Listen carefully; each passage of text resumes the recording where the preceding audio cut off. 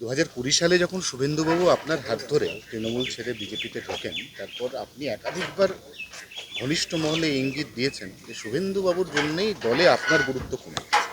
তারপর আমরা প্রত্যেকেই জানি অক্ষয় তৃতীয়ার দিন 30শে এপ্রিল আপনার সঙ্গে দল অনেকটা দূরত্ব বাড়ায়। আর আপনি যখন মন্ত্রিত্ব পেলেন, যখন পঞ্চায়েত মন্ত্রী হিসেবে গতকাল আপনার নাম উঠে এলো, চূড়ান্ত হয়ে গেল, তখন দেখা গেল আপনি আর শুভেন্দুদা একই গাড়িতে, আপনিই শুভেন্দুদার নাম প্রস্তাব করলেন মুখ্যমন্ত্রী হিসেবে। এই যে খেলাটা ঘুরল, এই আপনাদের ধারণা কার জন্য কার গুরুত্ব কমেছে। পার্টির প্রয়োজন যে কারো গুরুত্ব বাড়ায় কারো কমায়, যার গুরুত্ব আছে তাকে গুরুত্ব দিতেই হবে। এখনও পর্যন্ত কোনো দপ্তর কোনো মন্ত্রিত্ব কোনো ফাইনাল হয়নি, পার্টি করেনি, ফেসবুকে সব ফাইনাল হয়ে যাচ্ছে। তাই দেখে বাড়িতে লম্বা লাইন লেগে যাচ্ছে, আমি তাড়া করে সবকে বার করেছি। তো পার্টি খালি মুখ্যমন্ত্রীর নাম ঠিক করেছে, তিনি শপথ নেবেন, তার সঙ্গে হয়তো কয়েকজন ক্যাবিনেট মন্ত্রী শপথ নেবেন, সেটাও কতজন আমি জানি না, রাজভবন ঠিক করবে। সেটা অনুমানের উপরে ভিত্তি করে কিছু বলা যায় না। আর এই যে কালকে আপনার সঙ্গে শুভেন্দুদা একই গাড়িতে গেলেন, না, একই গাড়িতে গেছি, এক জায়গায় গেছি, তার নমিনেশনে আমি গেছি, আমার নমিনেশনে উনি এসছেন। পার্টি চাই আমরা কাজ করি, আর এতে কোনো অসুবিধা নেই। এত পরিশ্রম তপস্যা এত বলিদানের পর আমরা জয় পেয়েছি, পরিবর্তন হয়েছে। তো মানুষ নিরাশ হবে না, এমন কোনো কাজ হবে না। মিলেমিশে সবাই কাজ করে এই স্বপ্ন সফল করতে হবে। পঞ্চায়েত ভোটের আগে রাস্তায় লেঠেল বাহিনী দাঁড় করিয়ে মানুষকে ভোট দিতে না দিয়ে তৃণমূল রাজ্যে একের পর এক পঞ্চায়েত দখল করেছিল। পঞ্চায়েত মন্ত্রী যিনি ছিলেন, এখনো যদি কাউকে জিজ্ঞাসা করা যায় যে আগের পঞ্চায়েত মন্ত্রী কে ছিল, লোকে অর্ধেক লোক বলতেই পারে না। অর্থাৎ পঞ্চায়েতের মতো গুরুত্বপূর্ণ দপ্তরটাকে কার্যত একটা কুক্ষিগত করে রেখেছিল এক শ্রেণীর দালাল।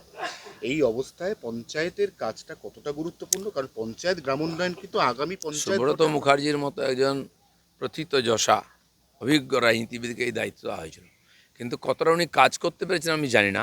তার যোগ্যতা নিয়ে কোনো প্রশ্ন নেই। মেয়র হিসাবে যা সফল এখন রেকর্ড, কিন্তু ওখানে একটাই পোস্ট, বাকি সব ল্যাম্প পোস্ট, কাউকে কাজ করতে দেয়নি। সমস্ত সংস্কার শেষ করা হয়েছে, সব সিস্টেম পরম্পরাকে শেষ করা হয়েছে, তাই আজ বাংলায় দুরবস্থা। তো সেই জন্য আমাদের কাছে খুব বড় চ্যালেঞ্জ, যেই দপ্তর যাকেই দিক, ভারতীয় জনতা পার্টি উন্নয়নের একটা মডেল তৈরি করে সারা দেশব্যাপী। আর তাতে কোনো ব্যক্তি খুব গুরুত্বপূর্ণ নয়, সেই সিস্টেমের উপর দিয়ে আমরা বাংলার উন্নয়ন করব, মানুষের স্বপ্ন সফল করার চেষ্টা করব।